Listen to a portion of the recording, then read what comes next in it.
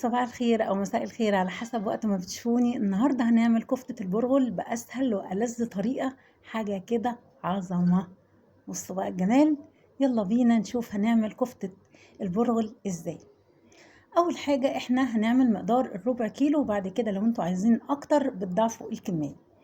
احنا دلوقتي الربع كيلو لحمة مفرومة، جبنا لكل ربع كيلو لحمة مفرومة وعليها البرغل بتاعها وجاهزة معلقة من الدقيق، وابتدي المادة الدهنية ونحمرها كويس جدا. يعني مش هنعملها زي البشاميل لونها أبيض كده، لا احنا هنحمرها ونديها لون فوق الذهبي كمان. لحد ما الدقيق يتحمر في المادة الدهنية. احنا هنقول عملناها ازاي. جبنا اللحمة المفرومة ونقعنا لكل ربع كيلو نص كوباية برغل في مية سخنة، وبعدين صفيناها كويس جدا، وبعد كده ضفناها على اللحمة المفرومة. جبنا الكبة بتاعتنا وحطينا لكل ربع كيلو بصلاية كبيرة، 6 7 فصوص توم، وقرنين فلفل ده اختياري، وفلفل أسمر وملح وبهارات وسنة كمون. وضربنا البصل بالثوم بالفلفل ضربتين كويسين كده، وبعد كده حطينا اللحمة المفرومة ومعاها البرغل. لو عايزة تزودي شوية البرغل مفيش مشاكل، وضربناهم برضو كام ضربة كده يا ريت ما بقوا متجانسين. بعد كده بقى جبنا الدقيق زي ما انتم شايفين في المادة الدهنية، وابتدينا نحمر الدقيق كويس جدا. دي بقى الحاجة اللي هتمسك صباع الكفتة وتخليه عنده شخصية كده، وفي نفس الوقت عايزين الدقيق بتاعنا يبقى مستوي زي ما انتم شايفين، ما يبقاش ني واحنا بناكل الكفتة.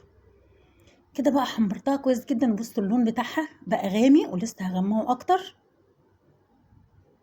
زي ما انتم شايفين.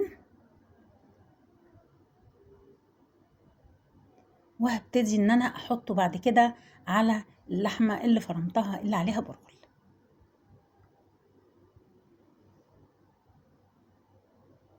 بصوا بقى حمرتها كويس جدا. بصوا اللون بتاعها.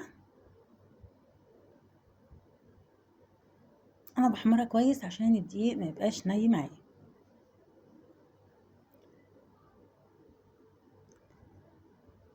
انا حمرتها كده، وهبتدي ان انا احطها على الدقيق بتاعي. احطها على اللحمة بتاعتي زي ما انتم شايفين، وهبتدي ان انا اعجنها كويس جدا. هكون محضرة للكمية اللي انتم شايفينها ديت، محضرة بيضاية وضربتها بشوية فلفل اسمر وذرة ملح وسنة بهارات، وحطيت هنا شوية شطة. عايزين تحطوا على اللحمة المفرومة معلقة صغيرة بابريكا مفيش مشاكل، برضو بتدي لون وطعم حلو قوي. انا ضربت البيضاية هنا كويس جدا زي ما انتم شايفين، عشان لو في زفرة ولا حاجة. واللي ما عندوش بيض او ما بيحبوش ممكن يحط معلقة كبيرة بيكنج باودر. هنا هبتدي بقى ان انا امزج المكونات كويس جدا، ومش بالمعلقه. انا هنا بس يا دوب قلبتها بالمعلقه، لكن لازم اعجنها بايديا علشان الدقيق ما يبقاش فيه تكتلات، واحس بيها في صباع الكفته. زي ما انتم شايفين كده هبتدي ان انا امزج المكونات كلها زي ما انتم شايفين. وبعد كده هعجنها بايديا وهصبحها. هجيب صينية واكون مسخنة الفرن قبليها، وهجيب الصينية بتاعتي ادهنها بمادة دهنية بسيطة زي ما انتم شايفين كده. انا بصوا عملتها بايديا، كله بيتجانس مع بعض. وهجيب بقى السيخ بتاعي او الشاليمون او قلم. هجيب اي حاجة ممكن ان انا اصبع بيها زي ما انتم شايفين. ونسيت اقول لكم على معلومة مهمة جدا، ان انا لازم اشمع الكفتة بتاعتي واحطها في الفريزر نص ساعة بعد مفرومها في الكبة كويس. ده بيخلي الصباع ليه شخصية كده، وما يبقاش ايه مهري معايا او ما يتلفش معايا على السيخ. وهبتدي بقى ان انا بعد ما اخلصها احطها في الفرن لغايه ما اعمل المكرونه بتاعتي.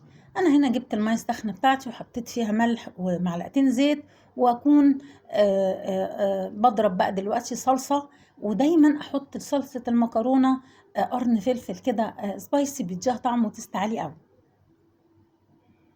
هنا بقى حطيت المكرونه اول ما الميه غليت. ودايما يا جماعه خلي بالكم انا ما بسويش المكرونه وهريها، لازم يبقى فيها كده تكه كده، ما تبقاش مستويه للاخر، في تكه كده مش تكه نيه، انما ما اتهرتش، يعني المحتفظه بشخصيتها ما اتهرتش. يعني لو مثلا اي نوع من انواع المكرونات بتبقى ماسكه نفسها. وطبعا هحط الملح بتاعي واحط الزيت عشان ما تلزقش ببعض زي ما انتم شايفين، اقلبها كويس جدا. واكون حضرت البصلايه وحطيتها على النار بزيت او يعني المتوفر عندك اللي يعجبك على حسب ما انت ما بتعملي. انا حطيت فيها زيت وحمرت البصلايه، وهبتدي بعد ما ضربت الصلصه، اول ما البصله تحمر هضيف عليها عصير الطماطم، وهكون حاطه فلفل اسمر وبهارات. بصوا بقى المكرونه يا دوبك استوت. هنا التسبيكه زي ما قلت لكم اتسبكت، وهبتدي ان انا اضيف عليها المكرونه اللي انا سلقتها. هكون بقى محضره فحمايه على النار، فحمايه كبيره كده محترمه، قرايه ما تبقى يعني على النار قوي، يعني مش يا دوب مش حطيتها حاجه بسيطه، لا انا عايزه اخليها احمرت قوي على النار عشان تديني الدخنه زي ما انا عايزه للكفته. هنا هبتدي بقى اقلب المكرونه زي ما انتم شايفين، وهكون معاه عامله بقى شويه صلصه شطه، يعني ممكن اجيب معلقتين من من الصلصه دي واحط عليها شويه شطه حلوين كده، ده اختياري اللي يعجبك. وهكون حاطه على العين التانية. وخلي بالي انا بسوي الكفته كويس جدا. لو عايزه الكفته تعمليها بطريقه تانية اللي هي يا دوب تصبعيها او تعمليها كور وتحطيها على مصفى بخار وبعد كده تحمريها، مفيش مشاكل، الاتنين هيبقى طعمهم في منتهى الجمال.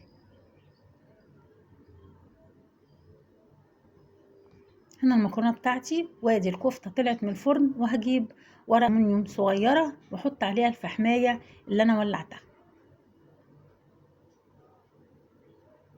نسيت اقول لكم ان انا بحط حاجه بسيطه من الدهون مع اللحمه المفرومه وانا بفرمها في الكبه زي ما انتم شايفين كده. بصوا بقى حطيت الفحمه، ابتديت ان انا احط معلقه، يعني حاجه بسيطه مش معلقه، لا حاجه بسيطه من السمنه، لو زيت مفيش مشاكل، وابتدي اهوي عليها كويس جدا عشان تطلع دخنه وتدي ريحه الفحم والشوي للكفته.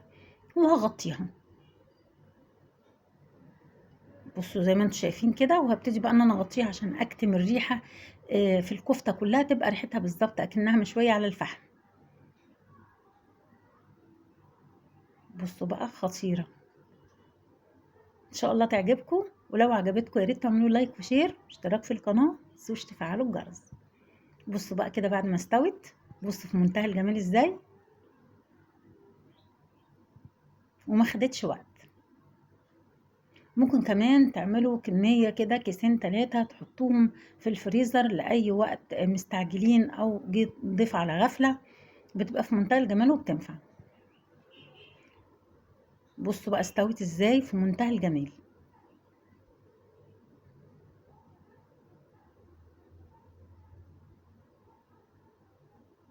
شويه بقدونس بقى عليها، البقدونس ده في منتهى الجمال، حلو قوي القولون، وكمان بنحطه على اي حاجه فيها ماده دهنيه بيشرب الدهون ديت وبيريح المعده.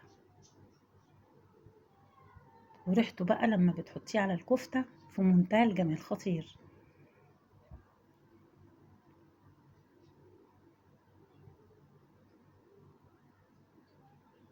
تنسيش بقى تعملي شويه طحينه في منتهى الجمال.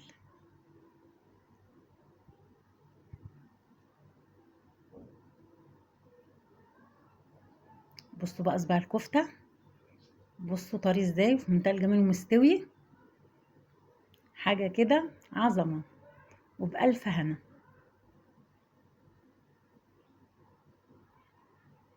يا رب يعجبكم.